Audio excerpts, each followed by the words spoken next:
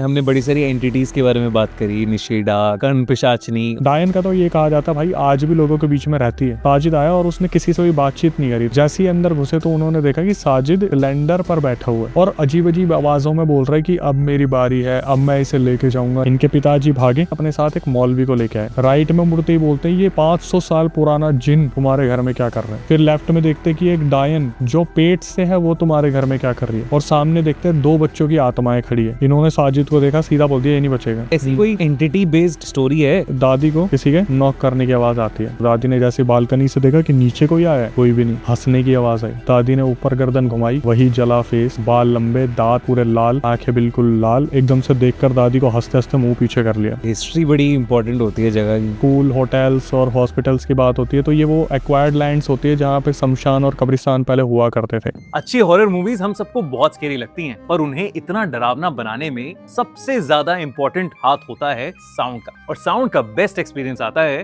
Superior quality audio gear से। इसलिए मैं यूज करता हूँ OnePlus Nord Buds 4, क्योंकि इनमें है इमर्सिव स्पेशियल ऑडियो। मतलब आप इन्हें पहनकर मूवी देखोगे या कोई गेम खेलोगे तो आपको बिल्कुल ऐसा लगेगा कि आप खुद मूवी में हो या खुद उस गेम के अंदर हो। बढ़ते हुए कदमों की आवाज, कान के पास विस्पर्स और कोई तूफान जो धीरे धीरे पास आ रहा है। साथ ही इनमें है 12mm dynamic coated dynamic drivers, जिनसे मिलता है बूस्टेड बेस और इमर्सिव साउंड। तो चाहे आप गेमिंग करते हो या मूवीज देखते हो या खूनी मंडे की हॉरर स्टोरी सुनते हो, इन छोटी छोटी साउंड्स का फुल एक्सपीरियंस लेना है तो आप भी मेरी तरह जल्दी से OnePlus Nord Buds 4 पहन लो और एंजॉय करो इंडिया का सबसे थ्रिलिंग पॉडकास्ट खूनी मंडेज आंखों देखी, powered by OnePlus Nord Buds 4।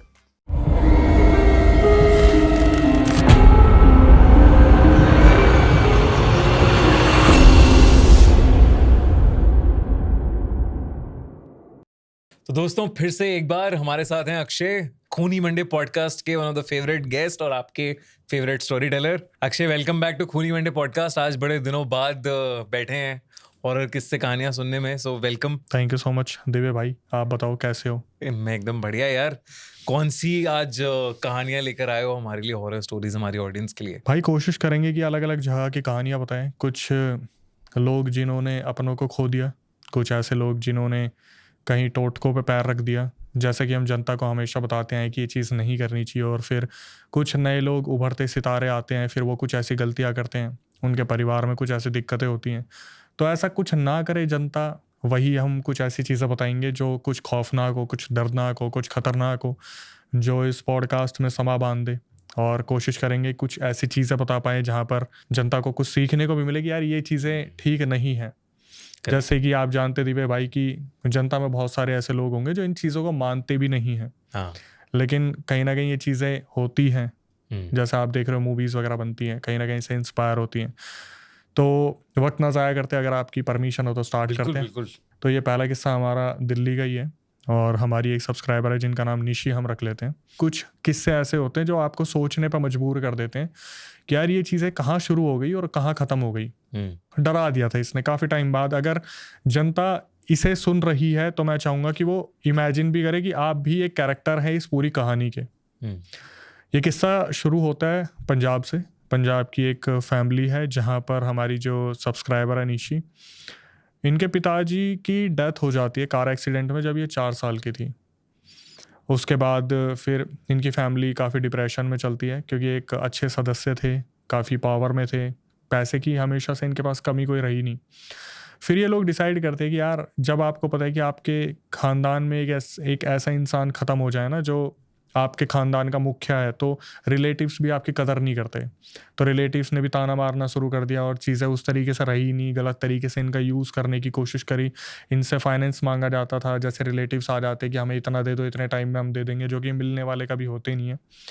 तो इन्होंने क्या करा, इन सब चीज़ों से दूर जाके एक नई जगह रहने की कोशिश करने के चक्कर में इनकी एक दिल्ली में एक कोठी बन रही थी। और मैं कुछ आपको शेयर करूँगा, वो इमेजेस आप ज़रूर दिखाना जनता को, क्योंकि उस टाइम की जो कोठी है बहुत ही लग्जीरियस, जो हम देखा करते हैं कुछ पॉश एरिया में, यार बहुत अच्छी कोठी है 2-3 मंजिल की। तो ये पूरी कोठी उन्होंने बनवाई थी और जब बनवा लिया था उसके बाद ये लोग वहाँ पर मूव हो जाते दिल्ली में। अब इनके परिवार में कौन कौन है, हम थोड़ा सा उस पर ध्यान देते हैं। तो जैसे पिताजी तो नहीं रहे थे इस दुनिया में, दादा दादी, 2 चाचा, 1 बुआ और निशी और उसका भाई, ये थे सारे लोग जो इस कोठी में आए थे। मैं सबके कैरेक्टर को धीरे धीरे एक्सप्लेन करता चलूँगा ताकि किसी भी जनता में बैठे इंसान को कन्फ्यूज़न क्रिएट ना हो। अब ये लोग जब यहाँ पे आ जाते हैं ना दिल्ली की इस कोठी में, तो 2 साल तक इनके साथ कुछ भी नहीं होता।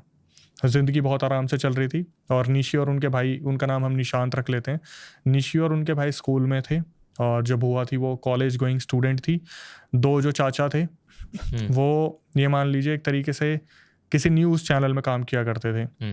और दादा ने एक फैक्ट्री लगाई थी और उस फैक्ट्री को लगाने के बाद उन्होंने उस चीज़ को टेक ओवर कर लिया था।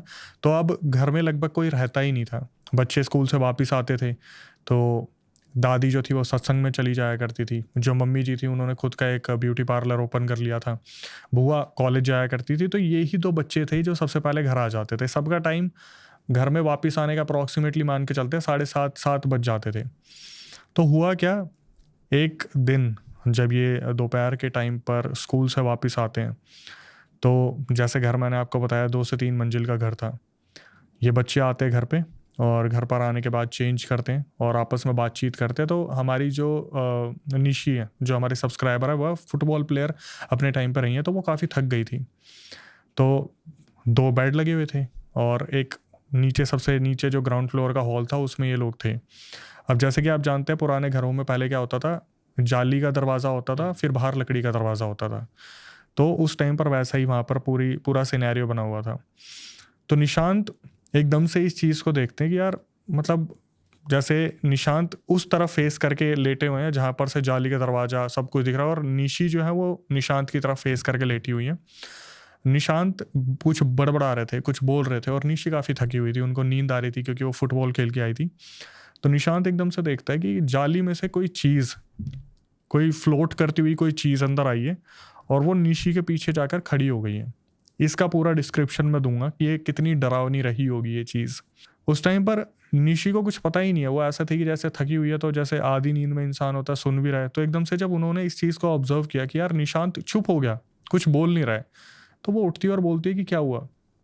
उस टाइम पर निशांत का कुछ ऐसा रिएक्शन था कि पीछे मत देखियो, वो तेरे पीछे है। और निशांत जैसा होता है ना कि मेरी बहन है तो मुझे इसे सेव भी करना है, वो उठता है और ऐसे पीछे जाके निशी के बिल्कुल ऐसे हाथ रख लेता है बैक साइड में कि इसको कुछ ना हो और ये पीछे मुड़ के देखे ना। वो जो चीज़ आई थी वो उसी तरीके से फ्लॉट करके वहाँ से चली गई। अब जैसे वो चीज़ चली गई, निशांत ने रोना शुरू करा। तो निशी ने पूछा कि क्या हुआ। निशांत ने बताया कि जैसे आप 1920 मूवी देखते हो, उसमें जो लीसा थी, जो पोजेस थी, उसके लाल दांत, बाल खुले, मुंह जला हुआ सा, बिल्कुल ऐसा लग रहा है कि जैसे चेहरे पर मांस नहीं है, कुछ पूरा एक रोटैन, मतलब कोई पीस, कोई मांस का टुकड़ा ऐसा उड़ता है। तो निशी को लगा कि ये थक गया है, इसको शायद ऐसे ही बोलने लग रहा है। निशी ने ध्यान नहीं दिया। फिर आ गई इनकी बुआ जो कॉलेज से वापस आई थी। तो उन्होंने देखा कि निशांत बहुत परेशान है, रो रहा है। तो उन्होंने पूछा कि क्या हुआ। तो इन दोनों ने मिलकर बताया कि ऐसे ऐसे मैं लेटी हुई थी, मेरे को तो कुछ दिखा नहीं, पर ये एक चीज़ जो इन्होंने महसूस की थी, ये पूरे इस केस में ये जुड़ा मिलेगा आपको कि जब भी वो एंटिटी आती थी ना तो एक जलने की बदबू आती थी। तो निशी ने बोला कि मुझे एक जलने की बदबू तो आई थी, पर मुझे ऐसा कुछ नहीं लगा कि कोई भूत प्रेत कुछ ऐसा है। पर निशांत रो रो के बता रहा था कि बुआ मैंने देखा कोई चीज़ ऐसे उड़ती आई और वो बिल्कुल ऐसी थी जैसे आप 1920 मूवी में ऐसे ऐसे देखते हो। अच्छा, ये किस्सा तब का है जब 1920 मूवी आई भी नहीं थी, लेकिन रेफरेंस के लिए हमें ये चीज़ बता दी गई है। बुआ ने इस चीज़ को सुना कि यार ऐसा कैसे हो सकता है, आज तक तो हुआ नहीं, चलो कोई नहीं। फिर शाम को जब सारे लोग आते हैं तो बुआ बताती है, क्योंकि बुआ इनसे बहुत प्यार करती थी और इनके बहुत क्लोज थी। पिताजी के जाने के बाद बुआ ने ही लगभग इनका सारा ध्यान रखा था और बुआ जी की उम्र जो थी, ये भी आप ध्यान से सुनना, 21-22 साल रही है। तो बुआ ने आती मम्मी को बताया, जो निशी और निशांत की मम्मी है, कि ऐसे ऐसे निशांत बता रहा है कि मुझे ऐसा कुछ दिखा। घर में किसी ने भी भरोसा नहीं करा निशांत के ऊपर। उस टाइम पर क्या हुआ, जब ये चीज़ बताई गई तो सिख फैमिली से ये लोग बिलोंग करते हैं। तो जो मम्मी जी थी उन्होंने गुरबानी के पाठ पढ़े, कुछ वहाँ पर पाठ इस तरीके से पढ़े कि निशांत को थोड़ा सुकून मिल जाए कि यार ऐसी चीज़ें नहीं होती, दिमाग में वहम था। तो उस रात उन्होंने निशांत को सुला दिया। अगले दिन ये लोग स्कूल जाते हैं, दोनों चाचा अपने जैसे न्यूज़ चैनल थे वहाँ चले आते, दादा फैक्ट्री में चले गए, दादी जो है वो सत्संग में चली गई, मम्मी सैलून में चली गई।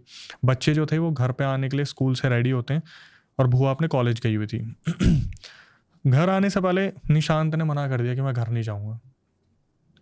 मैं अगर घर जाऊँगा तो मुझे पक्का पता है कि तू तो सो जाएगी, तूने आज भी फुटबॉल खेला हुआ, और मेरे को वो चीज़ दिखी तो मैं उस डर को कहीं भी एक्सेप्ट नहीं कर पाऊँगा। तो जैसे पता था कि बुआ जी का टाइम आने का 5:30 बजे का है कि वो वहाँ कॉलेज से वापस आएंगी, तो इन्होंने क्या करा, निकलने का टाइम 2:30 बजे तक था, इन्होंने परमिशन ली और ये लाइब्रेरी में जाके बैठ गए। अब स्कूल का जो पूरा डिपार्टमेंट था वो भी 4 साढ़े 4 बजे जाता है, तो उन्होंने बोला भाई अब तो चलो, अब तो स्कूल बंद हो रहा है तो आपको जाना पड़ेगा। ये लोग निकलते हैं, घर के बाहर आते हैं, घर में नहीं घुसते। ये अपनी बुआ का बाहर वेट करते रहे, दोनों भाई बहन। बुआ आती है तो उस टाइम फ़ोन वोन इतना सब कुछ नहीं था, बहुत कम सुविधाएं थी, लैंडलाइन वाली चीज़ें चलती थी। तो बुआ आती है और पूछती है कि भाई हुआ क्या है, क्यों डरे हो, क्यों सहमे हुए हो, क्या हुआ है। तो फिर वो निशी बताती है कि जो कल इसके साथ हुआ है, जो चीज़ इसने देखी है, उस वजह से ये अंदर जाने के लिए रेडी नहीं है, आप चलो साथ में, हम चलेंगे।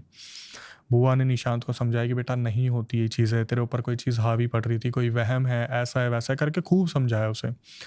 निशांत का ये हो गया कि मैं आपके बिना अंदर नहीं जाऊँगा। तो ये तीनों अंदर आते हैं, लेकिन होता है ना कि दिमाग में तो आपके आ जाता है यार कि यार अगर सही में ऐसा कुछ है तो एक बार चेक करके देखते हैं।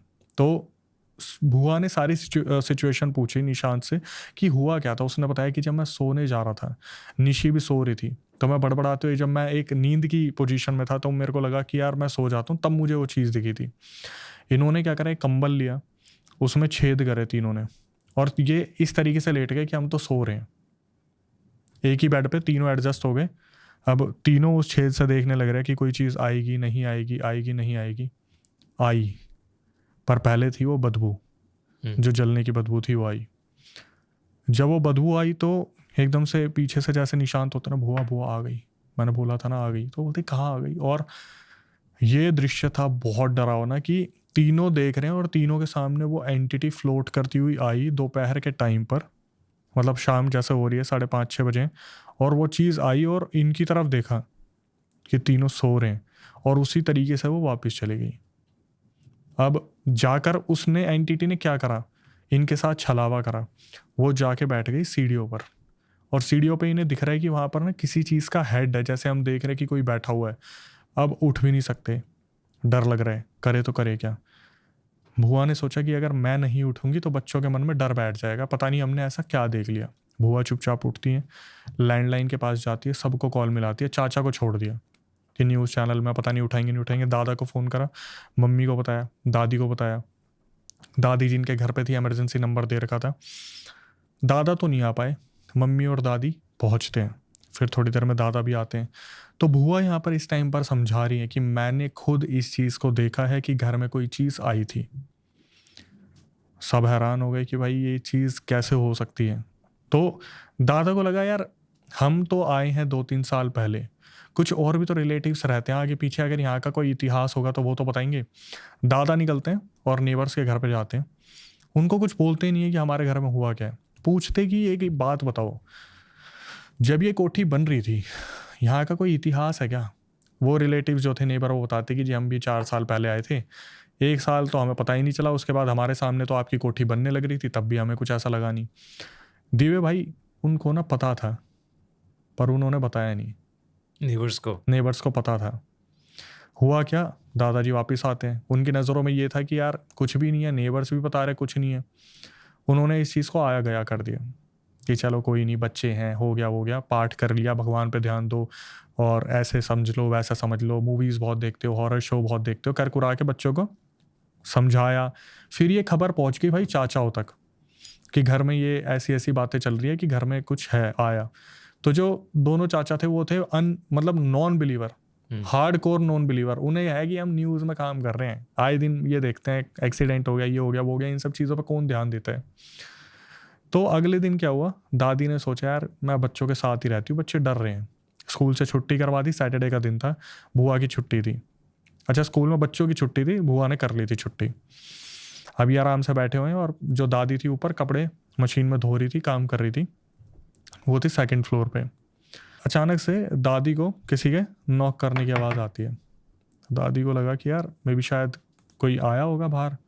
दादी बाहर गई तो दादी ने जैसे बालकनी से देखा कि नीचे कोई आया है, कोई भी नहीं। हंसने की आवाज़ आई, दादी ने ऊपर गर्दन घुमाई, वही जला फेस, बाल लंबे, दांत पूरे लाल, आंखें बिल्कुल लाल। एकदम से देखकर दादी को हंसते हंसते मुंह पीछे कर लिया। दादी भागी नीचे और उन्होंने सीधा दादा को फ़ोन किया, जो उनके हस्बैंड है, कि ऐसे ऐसे मैंने देख लिया, बच्चे बिल्कुल सही बोल रहे थे, अभी की अभी आ जाओ। और दादी इतनी सहम गई, मम्मी को भी फ़ोन करा, अपने चाचा जो थे उनको भी फ़ोन करा कि फटाफट घर आओ, मैंने वो चीज़ खुद से देख ली है। ये लोग आए। सबसे पहले इन्होंने सोचा कि ये काम करते हैं, जब तक हमें कुछ मिल नहीं रहा सबको कुछ नेबर्स के पास भेज दो। नेबर्स के पास भेज दिया। अब वहाँ पर भी यही बात चल रही है कि घर में बता नहीं रहे कि घर में हुआ क्या, बस बस कुछ हुआ है, इलेक्ट्रिसिटी फॉल्ट है, ये हुआ। नेबर्स को बता देंगे तो प्रॉपर्टी के रेट गिरेंगे, 36 चीज़ें दिमाग में चलती है। तो इन दिनों दादा ने क्या करा, दादा ने करा जो पाठी होते हैं पंजाब में, जो पाठ करने वाले होते हैं, जो गुरुद्वारे में होते हैं, जो बहुत पवित्र लोग होते हैं, उन्हें फ़ोन करा कि हमें ऐसा ऐसा महसूस हो रहा है और आप एक बार घर पे आके ना पाठ करके चले जाओ। वो बोले ठीक है, हम अभी तो नहीं आ पाएंगे, हम 3 दिन बाद आते हैं। तो इन्होंने क्या करा, एक फ़ैसला लिया कि हम नेबर्स के घर से अपने घर ना जाके ननिहाल वाली साइड किसी रिलेटिव के घर पे जाएंगे, क्योंकि अब तो बहुत सारी चीज़ें पता ही चल गई। बुआ ने देख लिया, बच्चों ने देख लिया, दादी ने देख लिया, ये लोग रिलेटिव्स के यहाँ पे चले गए। रिलेटिव्स के यहाँ पर इन्होंने दिन निकालने शुरू करे। 2 दिन बीत गए। अब इन्होंने क्या करा, पाठी को फ़ोन करा दोबारा कि ऐसे ऐसा आप आ जाओ, 3रा दिन है और हमें ज़रूरत है कि हमारे घर को कोई पवित्र कर दे, अमृत वगैरह डाल दो। उन्होंने बताया कि तबीयत ठीक नहीं है, 2-3 दिन और लग सकते हैं। वो चीज़ टल गई। इनके सामने कोई ऑप्शन नहीं था। ये बोले भाई कितने दिन रिलेटिव्स के रहेंगे, और रिलेटिव्स की आंखों में ना वो डर दिखता है कि इनके साथ कोई चीज़ हमारे घर में ना आ जाए। उनसे तो छुपाया नहीं जा सकता, उन्हें तो बता ही दी थी। तो 3रे दिन ये लोग वापस अपने यहाँ पे आ गए। अब इसके बाद जो सबसे बड़े वाले चाचा थे, एक दिन वो न्यूज़ रिपोर्टिंग करते करते लेट हो गए अपने ऑफिस में। वो आए वापस रात को अप्रॉक्सीमेटली 10:30 पौने 11 बजे। वो आए, उन्होंने थके हुए थे। उन्होंने देखा बाहर एक बेड, वहाँ पर आराम से लेटे, और उनको कब नींद आई उन्हें पता ही नहीं चला। पहली जो घटना हुई उनके साथ, उनकी अचानक से आँख खुलती है, लेकिन किस चीज़ से उनकी आँख खुली, उनको अपने फेस पे ना हवा का झोंका महसूस हो रहा है। जैसे उनकी आँख खुली, उन्होंने देखा कोई मुस्लिम आदमी जिसने टोपी पहनी है, वो मुंह पे खड़ा होके बोल रहा है कि मैं तेरा कोई भी काम कभी बनने नहीं दूंगा। और ये बोल के अचानक से वो गायब हो गया। जो चाचा थे बड़े वाले, उनकी आँख खुलती है, वो देखते मेरा सपना था। चाचा सो गए। चाचा को लगा मेरा वहम था, मैंने पता नहीं क्या, इन बच्चों की बातें सुन के मैंने भी अपने दिमाग में भ्रम पाल लिया। उसके बाद क्या होता है, जैसे इंसान के दिमाग में चल रही होती चीज़ें, चाचा की आँख लगती है। उन्होंने एक चीज़ देखी सपने में, और वो क्या था कि 2nd फ्लोर पे जहाँ पर उनका फ्रिज रखा है, वहाँ पर कोई एक लड़की है जो उनके फ्रिज से दही निकाल के खा रही है। इन्होंने देखा सपने में ये 2nd फ्लोर पर गए हैं, इनके हाथ में लाठी है, और जब उस लड़की को लाठी मारने के लिए आगे बढ़ रहा है तो वो लड़की इनके पीछे भागी। और तब होता ना एकदम से झपट के आपका सपना खुल जाता है, इनका सपना खुल गया। इन्होंने सोचा भाई अगर सही में कुछ होगा ना तो लाठी मार के उसको घर से निकाल दूंगा। इनको लगा थोड़ा सा अपना जिगरा भी आजमा लेते हैं। लाठी उठाई, 2nd फ्लोर पर चलना शुरू कर दिया। दिमाग में आया कि यार हमारे घर में वैसे भी दही तो है, होता ही नहीं है, हो सकता है कि कोई थोड़ा बहुत दही रह गया हो, तो सपने में कोई ऐसी चीज़ आ गई हो। ये पहुंचे 2nd फ्लोर पे, इन्होंने एग्जैक्ट वही देखा, वही लड़की फ्रिज में से दही खा रही है। और जब इन्होंने लाठी लेके आगे बढ़े ना, तो उसने पीछे मुड़ के देखा चाचा जी की तरफ, और चाचा जी की तरफ भागना शुरू करा। एक इंसान होता है ना, लठ घुमाऊंगा, लाठी घुमाऊंगा, होश ही नहीं है, सीधा भागना शुरू करा सीढ़ियों से नीचे, और अपने आप को जाके कमरे में बंद कर लिया। चिल्लाने लग रहे हैं, मैंने वो देख ली, मैंने वो देख ली। पीछे मुड़ के देखा, वो लड़की वहाँ सोफे के बगल में बैठ के हंस रही है और दही खा रही है। उसे बोले आजा आजा आजा। पीछे से होता ना, दरवाज़ा खोल, क्या हुआ, दरवाज़ा खोल, क्या हुआ, दरवाज़ा खोला। दादा दादी बच्चे सब डरे हुए हैं, क्या हुआ क्या हुआ। बताया कि ऐसे ऐसे मैंने किसी को देखा है, और मैं मान गया कि यहाँ पर कुछ है। भाई उस दिन घर परिवार सारा एक ही कमरे में सोया। सुबह हुई, छोटे चाचा को बताया, घर वालों को बता दिया, सबको बता दिया कि भाई ऐसे ऐसे ये चीज़ हुई है, और समझ नहीं आ रहा कि क्या करा जाए। पाठी से बात करी गई तो पाठी बोल रहे हैं हम 2 दिन में आ जाएंगे, आप कैसे न कैसे पूजा पाठ करो, आप पाठ जानते हो, ऐसे पाठ करो, ऐसे पाठ कर लो। वो सिचुएशन वहाँ भी टल गई। अब यूँ लगा कि चीज़ें ठीक होंगी, नहीं होंगी। दादा फिर दोबारा जाते कुछ उसके नेबर्स के पास पूछने के लिए, यार हमारे घर में, बता दिया उन्हें कि ऐसे ऐसे दिक्कत हो रही है, पता नहीं क्या हो रहा है, कुछ समझ नहीं आ रहा हो क्या रहा है। उन्हें नेबर्स ने फिर टाल दी वही बात बोल के कि जी हम तो, हमारे टाइम पे तो ऐसा कुछ भी नहीं था, हमने तो कुछ ऐसा देखा नहीं। फिर वही बात, इन्हें पता था इन्होंने बताया नहीं। इसके बाद क्या हुआ, पाठी जिस दिन आने वाले थे उससे एक दिन पहले बुआ वापस आई कॉलेज से, और कॉलेज से आने के बाद ना एकदम से जैसा होता है कि बैठी हुई हैं, तो उनसे पूछ रहे कि क्या हुआ, तबीयत ठीक है। उन्होंने वॉमिटिंग करी, इतनी वॉमिटिंग होता है ना कि आपकी अंतड़ियाँ खिंच जाती हैं। वॉमिटिंग करते करते वॉमिटिंग में ब्लड आ गया। अब घर वाले बुरी तरीके से डर गए कि हुआ क्या है। और भाई मैंने ना उनकी फ़ोटो देखी हुई है, वो बहुत हेल्दी थी उस टाइम पर, और मैंने वो फ़ोटो भी देखी है जहाँ पर सिर्फ हड्डी बन के रह गई, जैसे आप एक्सॉर्सिज्म ऑफ फैमिली रोज़ देख रहे हो। तो उस टाइम पर क्या हुआ, उन्हें लेके भागे हॉस्पिटल वालों को समझ ही नहीं आ रहा कि हो क्या रहा है। ब्लड वॉमिटिंग में आ रहा है, नाक से भी ब्लड आ जा रहा है, अब अगर वो फ्रेश होने जा रही है उसमें भी ब्लड आ जा रहा है। और इन सब चीज़ों में क्या हुआ, जो उनके पीरियड आने वाले थे वो भी रुक गए। इनके दादाजी ने पार्टियों को फ़ोन करा कि आ जाओ। वो बोल रही है उनकी तबीयत जो है, बड़े वाले जो है उनकी तबीयत ठीक नहीं है, टाइम लगेगा, हम एकदम से ऐसे नहीं आ सकते। मतलब ये मान लो ये जो चीज़ थी ये इतनी खतरनाक चीज़ थी कि घर में आने से सबको रोक रखा था और इनको जाने से रोक रखा था। इनको समझ नहीं आ रहा, ये डॉक्टर्स के पास जा रहे हैं तो वहाँ से रेफ़र कर दे रहे हैं, जो इनके घर का फैमिली डॉक्टर है उस तक ये नहीं पहुँच पा रहे।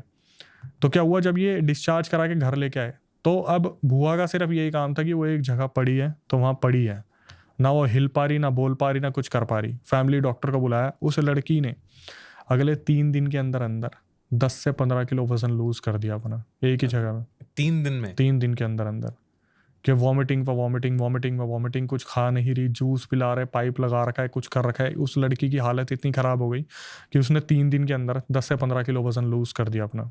जब फैमिली डॉक्टर आया ना वो देखकर बुरी तरीके से चौंक गया कि मैंने अपने पूरे इतिहास में ये नहीं देखा कि लड़की ने 6 दिन के अंदर या 7 दिन के अंदर इतना वजन लूज कर दिया हो। उसने ये भी अंदाज़ा दे दिया कि हमारी सोच से परे है ये जो भी चीज़ है, आप देख लो इसका क्या हो सकता है। इन सब चीज़ों में क्या हुआ, जो घर वाले थे अब कहीं भी घर में घूम रहे हैं ना तो उन्हें अलग अलग चीज़ें दिख रही हैं। जैसे अब एक नई एंटिटी दिखनी शुरू हुई सीढ़ियों पर, इनको ऐसे दिख रहा है कि जैसे कोई बंगाली औरत बैठी है जिसने बड़ा सा टीका लगा रखा है, जो इन्हीं की तरफ देख रही है, पर चेहरे पर एक मासूमियत और जो मदद मांग रही है। ये राज बना हुआ था कि इस घर में चल क्या रहा है, नेबर्स कुछ नहीं बता रहे हैं या फिर ऐसा कुछ हो नहीं पा रहा है। इन सब चीज़ों में क्या हुआ, बुआ की तबीयत बहुत ज़्यादा ख़राब रहने लगी, और जो ब्लड वॉमिटिंग है, पीरियड्स बंद हो जाना या फिर ब्लड आ जाना, ये बहुत नॉर्मल हो गया था। बच्चे अगले दिन स्कूल जाते हैं और वापस आते हैं, तो होता ना कि बुआ बस एक ही जगह पे गिरी है तो गिरी हुई है। बच्चे सोचते हैं हम जाते हैं, थोड़ा सा उन्हें चीयर अप करते हैं, उनसे बातचीत करते हैं। तो उस टाइम पर बच्चे वहाँ पहुँचे और बुआ जी के सामने बोलते कि बुआ जी आज पता है स्कूल में ऐसा हुआ, हमने ये करा, वो वहाँ गिर गया था, कि कुछ कॉमेडी करें तो बुआ रिएक्ट करेगी, ऐसे ऐसे कुछ होगा। बुआ जी ने रिएक्ट किया, लेकिन जो रिएक्ट करने का तरीका था वो उन्हें कुछ और ही याद दिला गया। जैसे कि शुरू में उन्होंने उस एंटिटी को देखा था ना जिसके दांतों से खून गिर रहा था, बुआ जी ने अचानक से हंसने के लिए जैसे दांत दिखाए, उन्हें दिखा बुआ के अंदर वही पोजेशन, वही एक तरीके से जो दांत है उन पर खून लगा हुआ है।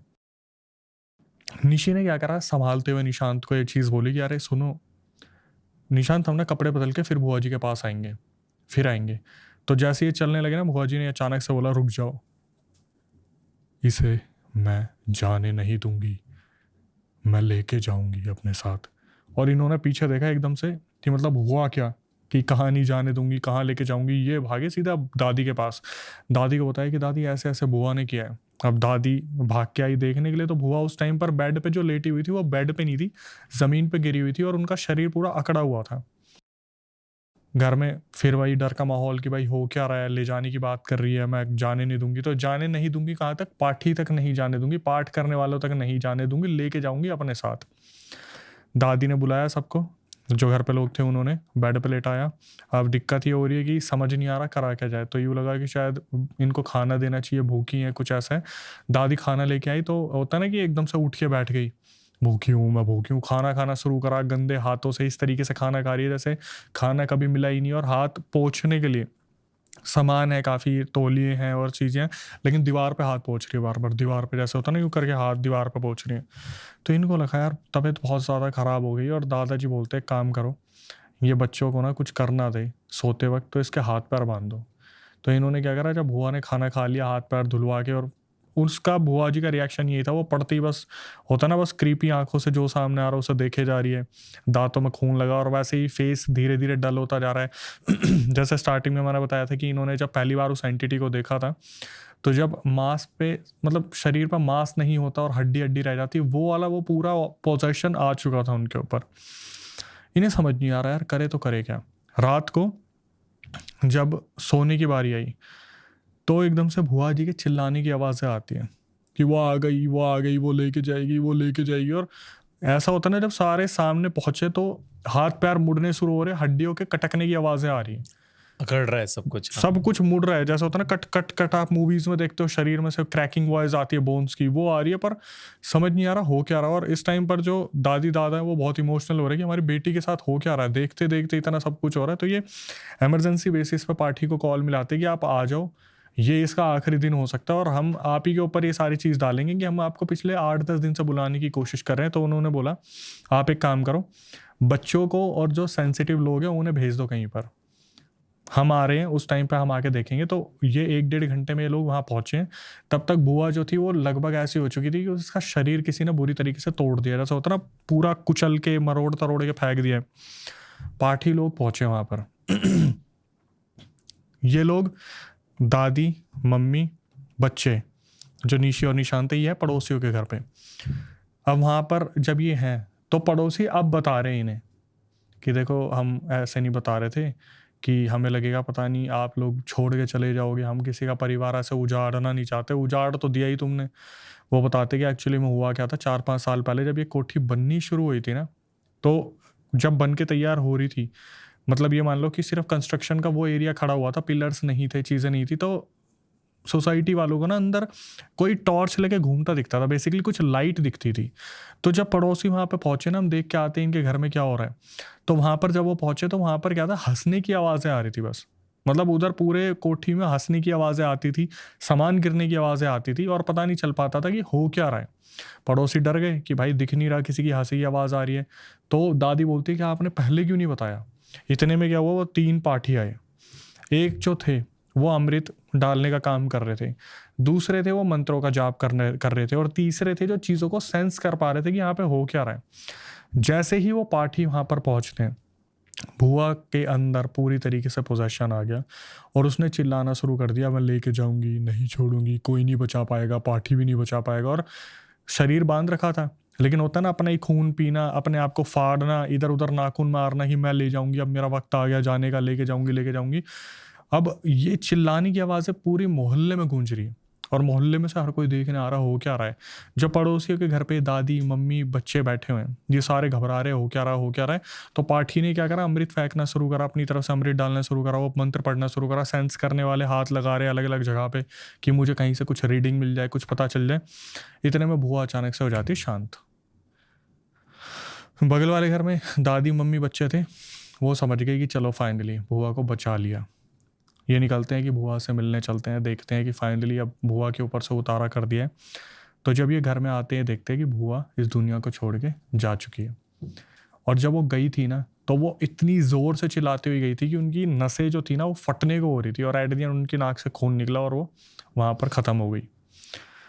रोना पीटना मच गया कि भाई फाइनली जान ही नहीं बचा पाए बच्चे की, हुआ क्या, ऐसा क्या हुआ। तो वो जो सेंस करने वाले थे ना, जो वहाँ पे आ रखे थे, वो बताते कि जो मुझे पता चला है कि इस घर में क्या हुआ है, मैं आपको बता देता हूँ। भाई इनकी कोठी बनने से पहले ना ये यहाँ पर एक घर हुआ करता था, जिसमें एक मुस्लिम फैमिली रहा करती थी। एक आदमी, एक औरत, 2 बच्चे।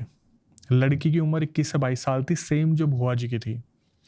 जो आदमी था वो एक मुस्लिम था, मुस्लिम की वाइफ थी, और इनके घर में एक मेड आती थी जो बंगाली औरत थी। अब यहाँ से सारी चीज़ें कनेक्टेड होती हमें दिखेंगी। वो मुस्लिम आदमी इतना डोमिनेटिंग था ना कि वो अपने बच्चों को अपने हिसाब से खाना देता था, अपने हिसाब से कंट्रोल करके रखता था। तो क्या हुआ, उसकी गंदी नज़र उस बंगाली औरत पे थी जो टीका लगा के, यस, जो मेड थी जो टीका लगा के रखती थी। तो क्या हुआ, इनकी जब मम्मी ने, मुस्लिम जो बच्चों की माँ थी, उसने बोला कि मेरे को मायके से कुछ काम है तो मेरे को आने में दिन लग सकते हैं। तो उसको बोल दिया मेड को, तू थोड़ा ध्यान रखियो बच्चों का, और अपने पति को बोल दिया कि मैं जा रही हूँ, तो मैं जब आऊँगी तो आपको बता दूंगी। मेरे को वहाँ पे प्रॉपर्टी से रिलेटेड बेसिकली उनके साइड की प्रॉपर्टी का कुछ काम था। इसने क्या करा, बच्चों को ना बंद रखना शुरू कर दिया। वो खाना मांगते थे, खाना नहीं देता था, और जब खाना देता था तो 3-3 4-4 दिन के गैप में देता था। इस चक्कर में बच्चे खाना ऐसे खाते थे, वो बताया था ना कि खाते थे ज़बरदस्ती और हाथ दीवारों पे पोंछते थे। वो 21-22 साल की लड़की वही थी।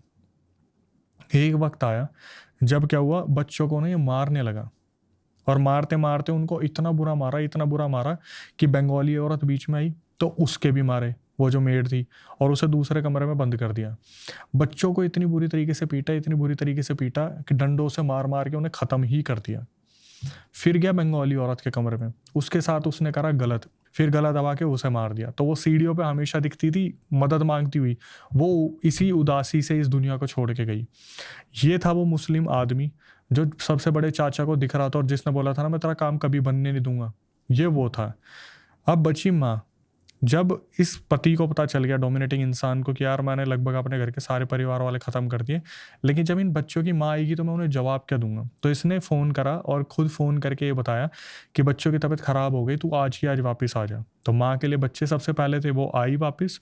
जैसे ही वो आई है, इसने क्या करा, उसके गर्दन पर चक्कू फेर दिया। जब उसे पता चला कि उसने सबको ही ख़त्म कर दिया तो उसने खुद की भी जान ले ली।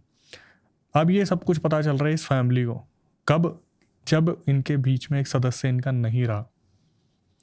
इसके बाद क्या हुआ, जब इन्हें ये चीज़ पता चल गई, पड़ोसियों ने भी इन्हें हिंट दिया, कब, जब सदस्य नहीं रहा। तो इन लोगों के लिए ये था कि सब खत्म हो गया, अब क्या करें। तो इन्होंने फिर फाइनली वहाँ से घर चेंज कर लिया। ये लोग कहीं अलग जगह पे चले गए थे, और वही फ़ोटोज़ मैं दूंगा आपको जो उस टाइम की थी, उस जगह की थी, और वो जो कोठी थी बहुत अच्छी है दिखने में। ये पूरा रियल केस है, जहाँ पर आखिरी में होता है कि तांत्रिक ने बचा लिया, तांत्रिक ने ऐसा कर लिया वैसा कर लिया, पर यहाँ पर कोई भी नहीं बचा। और फिर जब घर चेंज कर लिया तो जिस घर में ये गए थे कुछ टाइम तक तो वहाँ पर भी इनके साथ दिक्कत होती रही, लेकिन उसके बाद फिर वक्त आने पे चीज़ें ठीक हो गई। लेकिन जैसे जैसे दादा दादी बुजुर्ग हो गए तो वो उसी हालत में आ गए कि अब वो बेड पे आ गए। तो कभी कभी दादी रोती हैं कि उन्होंने अपनी लड़की को उस हालत में उस बेड पे देखा था, तो खुद को भी सोचती हैं कि हम भी उसी हालत में आ गए तो हमारे साथ कुछ ऐसा ना हो जाए। लेकिन इनमें सबसे बड़ी जो चीज़ है, जिस चाचा को उस मुस्लिम ने बोला था ना कि मैं तेरा कभी कुछ बसने नहीं दूंगा, उस चाचा की तब से लेके अब तक कभी जॉब ही नहीं लगी। वो घर इस तरीके से बर्बाद हुआ। तो वो जो लड़की थी निशी, उसने यही बोला कि बस जनता को ये बताना कि जब भी आप कहीं नए घर पे जा रहे हो उसके बारे में थोड़ा सा पहले पता कर लो, जो ज़मीन आप ले रहे हो उसके बारे में थोड़ा सा पता कर लो। क्योंकि इनका मानना है और मेरा भी ये पर्सनली मानना है, जब स्कूल, होटल्स और हॉस्पिटल्स की बात होती है तो ये वो एक्वायर्ड लैंड्स होती है जहाँ पर शमशान और कब्रिस्तान पहले हुआ करते थे। इन्होंने भी एक ऐसी कोठी ली, बनवाई, जहाँ पर एक इतना ब्रूटल जो इतिहास किसी जगह का था। Heavy case of possession. हाँ, ऑफ पोजेशन। एंड ये मतलब जैसे कि कहा कि हिस्ट्री बड़ी इंपॉर्टेंट होती है जगह की, कि क्या क्या हो सकता है। तो इसी हिस्ट्री के उसमें मैं एक रिकॉर्डिंग सुनाऊंगा। तो ये है, मैं चाहता हूँ कि रिकॉर्डिंग सुनाने से पहले आप कान में अपने OnePlus Nord Buds 4 पहन लें। इसमें एक्टिव नॉइस कैंसिलेशन है, ठीक है। तो अब आपको बाहर की कोई डिस्टर्बेंस नहीं आएगी। और अब मैं आपको एक रिकॉर्डिंग सुनाऊंगा। ठीक है। आपको बताना है कि वो रियल हॉन्टिंग की रिकॉर्डिंग है या नहीं। इज इट रियल और फेक? करें शुरुआत? हाँ जी।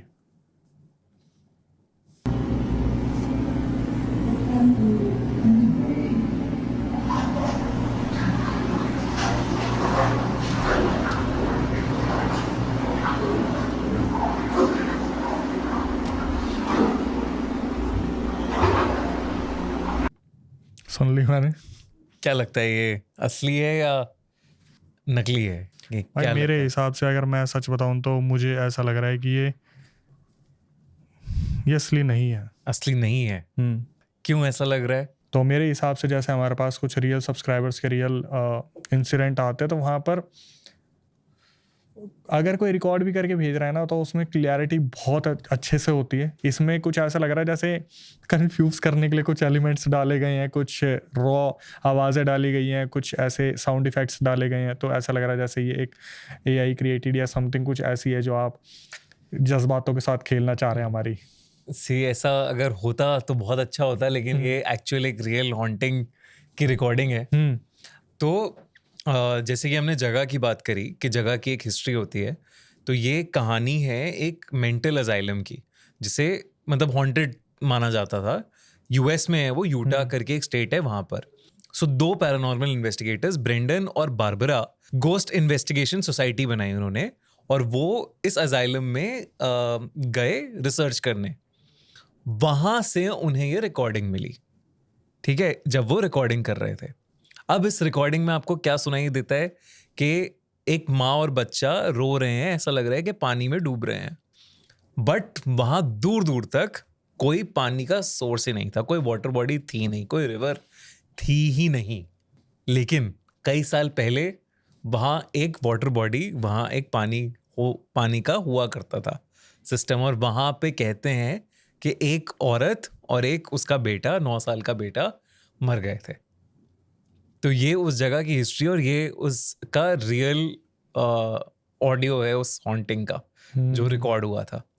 और ये कहते हैं कि काफी one of the best recorded audios है ये उस केस का। तो ये कहानी है। तो अक्षय, आपने फेल कर दिया टेस्ट में लेकिन हम आपको मुजरिम करार नहीं देंगे, हम आपको गिफ्ट देंगे। तो आपके लिए 1+ नॉट बर्ड्स 4 आपका गिफ्ट। इससे आप हॉरर की कहानियां सुनिए, खूनी मंडी की कहानियां सुनिए और लोगों की कहानियां सुनिए, है ना भाई? अगर ऐसे टेस्ट फेल होने पे मिलते रहे, मैं सारी गलतियां करने को तैयार हूँ। लेकिन ऑडियो क्वालिटी काफी अच्छी है। ऑडियो क्वालिटी बहुत अच्छी है। आप एक्टिव नॉइस कैंसिलेशन है इसमें काफी अच्छा, बैटरी बैकअप बहुत बढ़िया है इसका, तो 52 आवर्स तक आप इसे चला सकते हो। वाह, बहुत बढ़िया यार।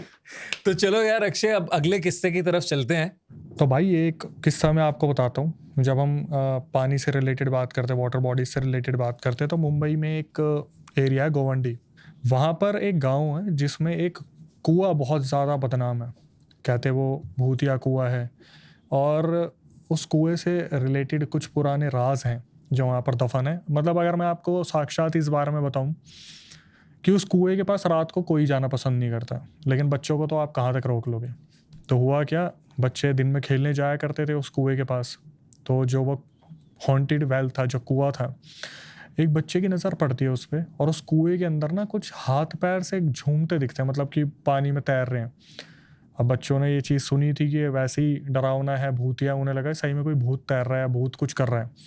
वो भागे, अपने माँ बाप को बताया कि मम्मी ऐसे ऐसे कुएं के अंदर मैंने पता नहीं क्या देखा है, मेरे को लग रहा है मैंने किसी को तैरते उड़ते देखा है। बच्चों की तो यही लैंग्वेज होती है। तो वहाँ गाँव के लोग भागते हैं और देखते कि उसके अंदर एक्चुअली में कोई तो है। क्लियरिटी नहीं मिल रही कौन है, पर कोई तो है। ये करता है पुलिस को फ़ोन, पुलिस आती है वहाँ पर, और पुलिस क्या करती है, देखती है यार एक्चुअली में कोई चीज़ नहीं है, ये एक्चुअली में एक लाश है जो उस कुएं में तैरने लग रही है। उस लाश को निकाला जाता है बाहर। निकालने के बाद उसकी पूरी तहकीकात होती है।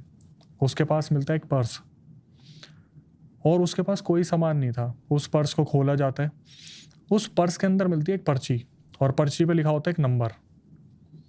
और जो नंबर होता है वो ये देखते हैं कि ये एक मोबाइल नंबर है जो इस पर्स में है। ये पूरा सब कुछ ये जो हुआ है 2023 के अंदर हुआ है।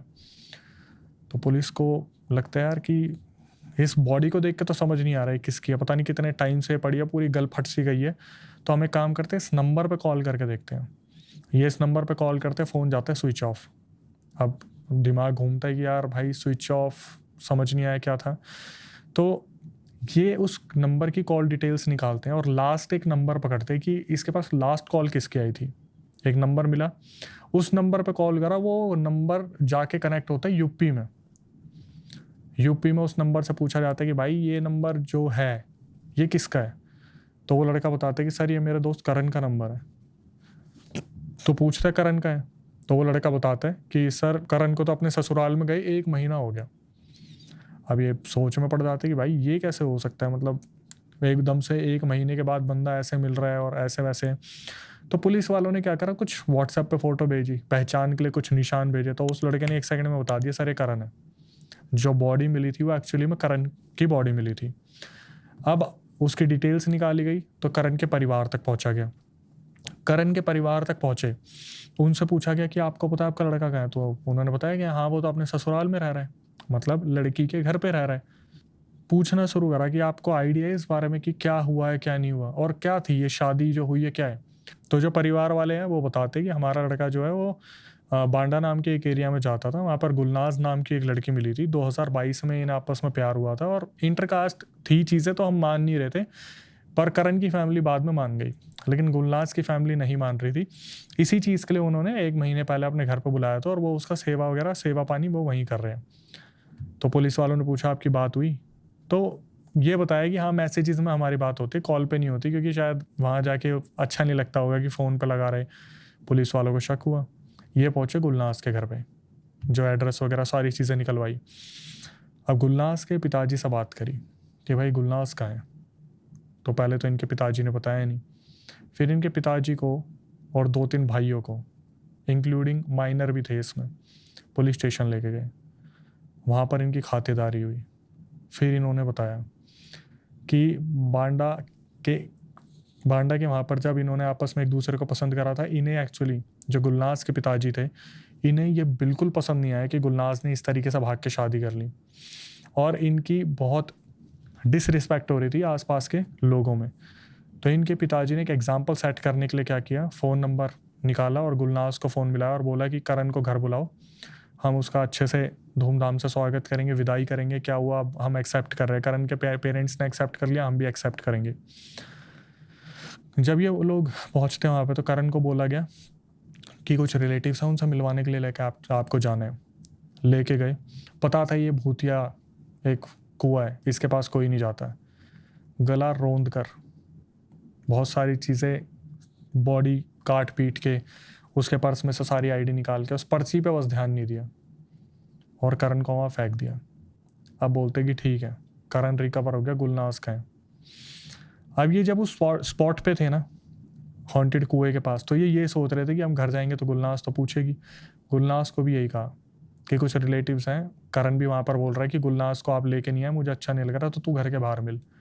गाड़ी में बैठाया, नावी मुंबई के पास एक नहर है, वहाँ पर गुलनाज का गला दबा के उसे भी रफा दफा कर दिया, अपनी बेटी को ही मार दिया, क्योंकि बहुत डिसरिस्पेक्ट हो रही थी। और उसके बाद ये सोच रहे थे 1 महीने तक जब कोई पूछने नहीं आया तो कुछ होगा ही नहीं, लेकिन उस भूतिया कुएं के अंदर एक पर्स था, जिसके अंदर एक पर्ची थी, जिसके अंदर एक नंबर था, और उससे ये पूरा डबल मर्डर केस सामने आया। तो अपने आप में ये रियल लोगों का हॉरर है। इंसान से ज़्यादा खतरनाक चीज़ क्या ही होगी। करेक्ट।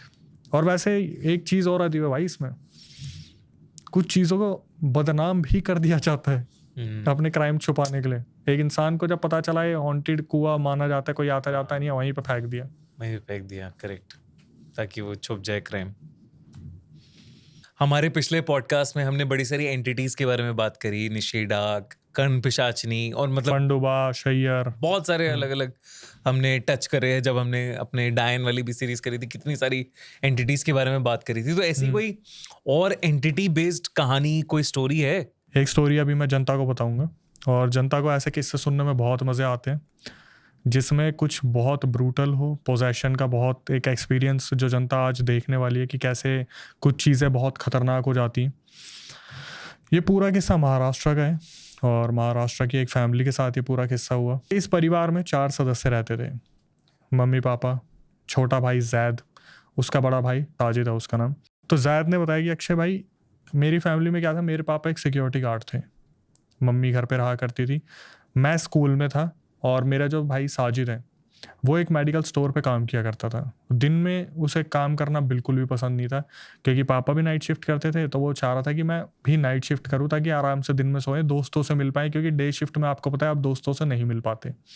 और जब हम दुकानों की बात करें या फिर ऐसी जगह की बात करें, तो वहाँ पर जो आवर्स होते हैं वो थोड़े ज़्यादा होते हैं, 12 घंटे, 14 घंटे, 16 घंटे। इसका ऐसा हो रहा था कि दिन में जब ये काम करता था, मान लो इसकी अगर 10-11 बजे तक दुकान खुल रही है, तो रात को 9-9, 10-10 बजे आ रहा, तो कोई दोस्त मिल नहीं पाता था। तो इसने क्या करा, ऑनर जो थे उनसे बात करी कि सर 24/7 चलने वाली जगह है, तो अगर आप कहीं तो मैं नाइट शिफ्ट में चले जाऊँ। अब उन्हें नाइट शिफ्ट में कोई चाहिए भी था, क्योंकि जो बंदा पहले काम कर रहा था उसे गाँव जाना था किसी काम से। तो उन्होंने बोल दिया कि ठीक है साजिद, आप एक काम करो, आप नाइट शिफ्ट में कल से आ जाना, तो कल का मॉर्निंग ऑफ ले लो और फिर ऐसे ऐसे कंटिन्यू कर लेना। इसने क्या करा, नाइट शिफ्ट करनी शुरू कर दी। 2 महीने तक इसने नाइट शिफ्ट की, और 2 महीने काफ़ी ज़बरदस्त, मतलब बढ़िया, कोई छुट्टी नहीं, सब कुछ बढ़िया, अपने दोस्तों से मिल रहा है, सुबह सो रहा है और बढ़िया सब कुछ चल रहा था। फिर एक दिन क्या हुआ, जैसे जैद अपने घर में बैठा हुआ है, फैमिली बैठी हुई है, तो वो देखते हैं कि जो साजिद आया वो बहुत थका हुआ सा आया है मॉर्निंग में। और जैसे जैद और उनकी जो मम्मी है वो उस टाइम पर छुट्टी हुई होगी स्कूल की, तो वो घर पे थे। साजिद के पापा भी घर पे थे, सो रहे थे, गार्ड की नौकरी करके आए थे। साजिद आया और उसने किसी से भी बातचीत नहीं करी। तो जैद ने पूछा भी कि भाई सब ठीक है, क्या हुआ है, तू बड़ा परेशान सा लग रहा है। उसने कुछ नहीं बोला, नहीं ठीक हूँ मैं, सब कुछ ठीक है। और वो अपना सोने के लिए लेट गया।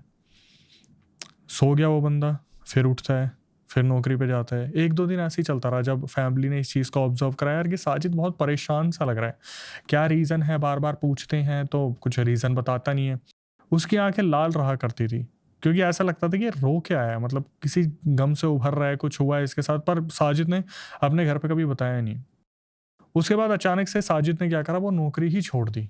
उसने सीधा घर पे बताया कि मैं नौकरी नहीं कर रहा, कुछ टाइम के लिए मुझे रेस्ट चाहिए, मैं गैप लेना चाहता हूँ और फिर मैं करूँगा। अब जब एक बच्चा घर का नौकरी छोड़ देता है ना, तो वो घर के लिए बोझ बन जाता है। 2-3 दिन तो इनके पिताजी ने कुछ भी नहीं कहा। फिर एक दिन इनके पिताजी ने कहा, बेटा एक बात बता, तू नौकरी कब से ज्वाइन करेगा। तो आपस में थोड़ी बहुत बहस हो गई कि मैंने आज तक घर वालों के लिए इतना किया, तब तो मुझे कभी बड़ा ही नहीं मिली, आज मैंने नौकरी छोड़ दी तो मुझसे 3 दिन में पूछ लिया कि तू नौकरी कब करेगा। तो इनके पापा ने बोला कि बात वो नहीं है, मुझे ये जानना है कि तूने पिछली नौकरी छोड़ी क्यों, क्योंकि वो बिल्कुल सही नौकरी थी, तेरे को सैलरी अच्छी मिल रही है, टाइमिंग तेरे हिसाब की है, नाइट शिफ्ट में ना धक्का मुक्की होती, ना मेडिकल पे इतनी भीड़ होती, ना कोई पंगा होता। उसने तब भी नहीं बताया क्या हुआ है, बस ये बोल दिया कि मेरे को अभी कुछ बात नहीं करनी, मैं देख लूंगा नई नौकरी। और ये बोल के वो घर से बाहर चला गया। अब हुआ क्या, जब ये रात हुआ आता है तो जैद रात भर थोड़ा बहुत पढ़ा करता था क्योंकि एग्जाम्स आने वाले थे। तो जैद ऑब्जर्व करता है कि जो उसका भाई सोने लग रहा है ना बगल में, वो कुछ बड़बड़ा रहा है। जैद ने एकदम से उसे उठाया, भाई भाई तू ठीक है, क्या हुआ तुझे। तो साजिद बोलता है नहीं कुछ भी नहीं हुआ, सब ठीक तो है। तो ये बताते हैं जैद कि तू तो नींद में पता नहीं क्या क्या बोलने लग रहा था।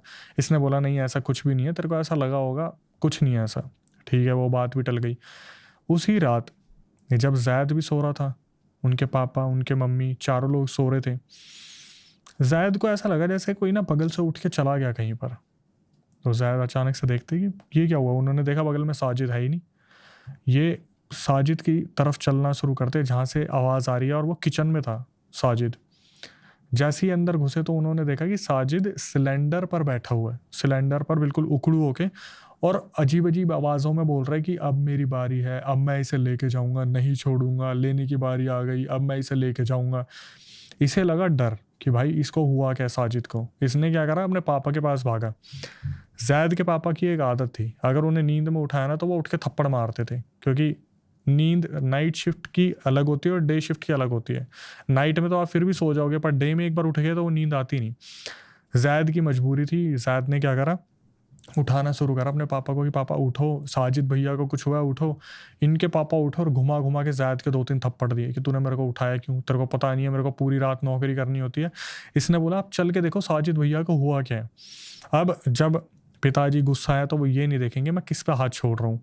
वो अंदर गए, उन्होंने देखा साजिद सिलेंडर पे बैठा हुआ और वहाँ पर अपने आप में बड़बड़ा रहा है, कुछ ना कुछ बोलने लग रहा है। इनके पिताजी गए, गुद्दी पकड़ी, साजिद के एक थप्पड़ मारा। साजिद ने उल्टा थप्पड़ मारा अपने पिताजी को। ये वो लड़का था जिसने आज तक कभी तू करके बात नहीं की, कभी ऊंची आवाज़ में बात नहीं की। साजिद ने जो अपने पिताजी को थप्पड़ मारा ना, उनके पापा ज़मीन पर गिरे और गिरते ही बेहोश हो गए। इनकी मम्मी आई, इन्होंने ये चीज़ देखा कि साजिद को हुआ क्या है, पूछना शुरू करती है क्या हुआ है, क्या हुआ है, क्या हुआ है। कोई जवाब नहीं। वही मैं लेके जाऊंगा, मैं मारूंगा, मैं खा जाऊंगा, इसको लेके जाऊंगा, मेरी बारी है। इनके दिमाग में सिर्फ एक ही चीज़ आई कि भाई जमजम का पानी होता है इनके रिलीजन में।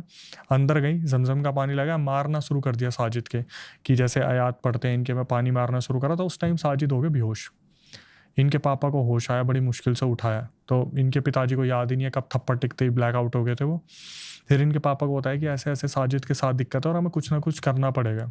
इनके पिताजी भागे और कहीं से पता करके अपने साथ एक मौलवी को लेके आए। मौलवी आया और घर में घुसते ही उसकी नज़र जाती है एक बार राइट में, एक बार लेफ्ट में और एक बार सीधा। राइट में मुड़ते ही बोलते हैं ये 500 साल पुराना जिन तुम्हारे घर में क्या कर रहे हैं। फिर लेफ्ट में देखते कि एक डायन जो पेट से है वो तुम्हारे घर में क्या कर रही है। और सामने देखते हैं 2 बच्चों की आत्माएं खड़ी है। एक बारी को जो मौलवी था वो बुरी तरीके से घबरा गए कि मैं अब मतलब मजबूर हूँ, इतनी बड़ी बड़ी शक्तियाँ यहाँ पे आ रखी हैं, क्या कर सकते हैं। इन्होंने साजिद को देखा, सीधा बोल दिया ये नहीं बचेगा, इसने कोई गलती करी है, वरना ऐसी ऐसी चीज़ें घर में इतनी आसानी से आ नहीं सकती, क्योंकि ये दुश्मन आपके कोई है नहीं, जानता आपको उस तरीके से कोई है नहीं। अब ये मौलवी के पीछे पड़ गया, हमें हमारा बच्चा ज़िंदा चाहिए, उसे कैसे भी बचाओ। तो मौलवी ने बोला कि भाई मैं कोशिश कर सकता हूँ, मैं ये नहीं बोल सकता कि ये हाँ बचेगा ही बचेगा, मैं सिर्फ कोशिश कर सकता हूँ अपनी तरफ से कि मैं बचा लूँ इसे, क्योंकि ये 500 साल पुराना जिन, डायन, बच्चे क्या है, इतिहास क्या है, कहाँ से आए कहाँ से नहीं, इसको अभी ये मालूम नहीं पड़ रहा था। मौलवी जो आए थे इन्हें अंदाज़ा नहीं था कि ये चीज़ें आई कहाँ से। तो पूछा गया क्या करना है, कैसे करना है, तो बताया गया पहले तो हमें उतारा करना पड़ेगा, इनमें 2-3 शक्तियाँ जो हैं इनको हटाना पड़ेगा। हटाने के लिए क्या करना है, हमें क्रिया करनी पड़ेगी। एक मटका मंगाया गया, कुछ सामान मंगाया गया, उस सामान में क्या क्या था, जो साजिद था उसकी घड़ी, उसकी यूज़ करी जुराबें, दुल्हन का सामान जो सिंगार का होता है, उसके बाद कुछ लौंग पे जो उतारे के पतासे, इलायची, ये सब होते हैं। इसको बैठाया गया साजिद को, और जब इसका उतारा करना शुरू करा तब वो 500 साल पुराना जिन आ गया कि आज तक ऐसा कोई मौलवी नहीं बना जो मुझे उतार पाए। फिर वो डायन आ गई कि ये मेरे बच्चे का बाप बनने वाला है। मतलब वो साजिद का ही बच्चा था जो डायन के पेट में था। फिर वो बच्चों की आत्मा आई, तो मौलवी ने बोला बच्चों को तो मैं हटा दूंगा, लेकिन ये इसका बच्चा मेरे पेट में है, ये क्या है, ये स्टेटमेंट क्या है, ये समझ नहीं आ रही। और वो जिन बार बार क्या करता, जो डायन है उसे दबा के और खुद आगे आ जाता है कि मैं इसे लेके जाऊंगा, ये मेरा भोग है, मैं इसे नहीं छोड़ूंगा, ये लड़का जो है मुझे बहुत प्यारा है, इसे मैं लेके जाऊंगा। मौलवी को लगा कि बिना इतिहास पता करे हटाना सही रहेगा, नहीं रहेगा, क्या है क्या नहीं है। फिर जब देखा ना साजिद बहुत परेशान हो रहा है, अपने आप को नोच रहा है, उसे जलन हो रही है, जिस पूरी क्रिया के अंदर वो अपने आप को जूझा रहा है एक तरीके से, मतलब पूरा अकड़ गया है, पूरा बुरी तरीके से चिल्ला रहा है मुझे बचा लो। इस टाइम पर मौलवी को जो चीज़ें दिख रही थी, मौलवी ने साफ बताया कि मेरे को तुम्हारा लड़का ना एक तरीके से जलता हुआ दिख रहा है, और जिन जो है वो हंसता हुआ दिख रहा है, और डायन वहाँ पे खड़ी होकर बस ये देख रही है कि मैं कब मरने पे इसे लेके जाऊंगी। तीनों के तीनों चारों जो भी हैं सब मार रहे हैं उसे, साजिद को।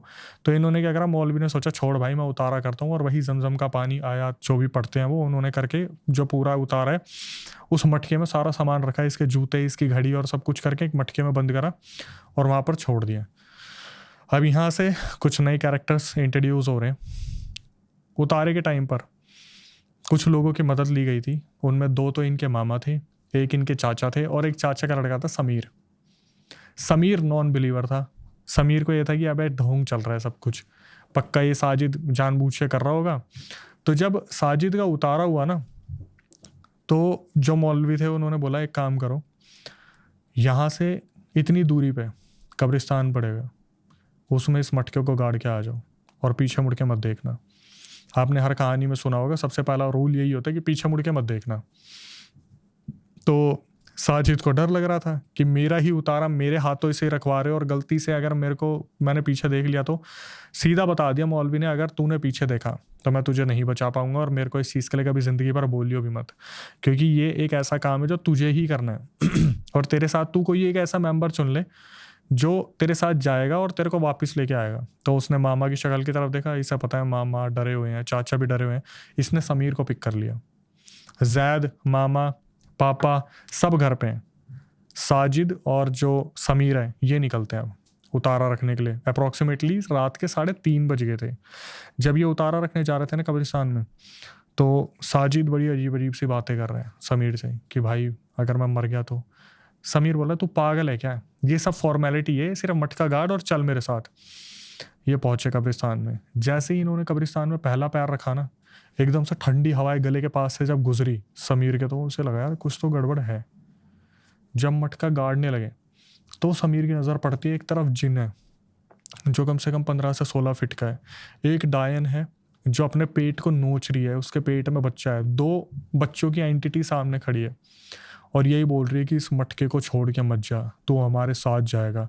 और ये चीज़ समीर अपनी आंखों से देख रहा है, जो एक नॉन बिलीवर है, जो एक नॉन है उससे सब ये उससे साक्षात दिख रहा है। और जो एक नॉन बिलीवर होता है ना, वो अगर पहली बार ऐसा कुछ देख ले उसका सदमा अलग है। अगर हम जैसे इंसान जो डेली स्टोरीज कवर कर रहा है वो झेल जाएगा एक बारी को कि हम बताते थे वही है, लेकिन जो इंसान बोल रहा कुछ है ही नहीं, वो देख ले भाई ये क्या है। समीर को लगा धक्का और उस टाइम पर समीर का टॉयलेट निकल गया। समीर ने साजिद को बोला कि भाई अगर हो गया तो आप घर चले। साजिद ने बोला मैंने मटका गाड़ दिया, चलते हैं। ये दोनों चल रहे हैं धीरे धीरे गेट के बाहर, और पीछे से अचानक से एक आवाज़ आती है साजिद की एक्स गर्लफ्रेंड की कि साजिद मुझे छोड़ के जा रहे हो। साजिद पीछे पलट गया। जैसे ही पलटा समीर पलट गया। समीर ने अपनी आंखों से देखा साजिद को कोई चीज़ यूं घसीटती हुई पीछे ले गई। अब उसके पास दो ऑप्शन थे, या तो साजिद को बचाए या फिर सीधा घर की तरफ भागे, मतलब या अपनी जान बचाए। समीर अपनी जान बचा के सीधा घर की तरफ भागा। वहाँ पर जो बातें चल रही थी ना, कन्वर्सेशन चल रही थी, जैसे इसने घर में कदम रखा, वो जो मौलवी थे वो एकदम से चिल्ला के बोला छोड़ आया उसे अकेला, तुझे बोला था ना उसे लेके आएगा। इन्होंने सामान अपना बांधना शुरू कर दिया कि अब साजिद को कोई नहीं बचा सकता। घर वाले थे वो बोले क्या करें। तो जो मौलवी थे वो बोल रहे कि जाओ ढूंढो उसे, अब तुम्हें लाश मिलेगी वहाँ पे, जाओ लेके आओ उसे।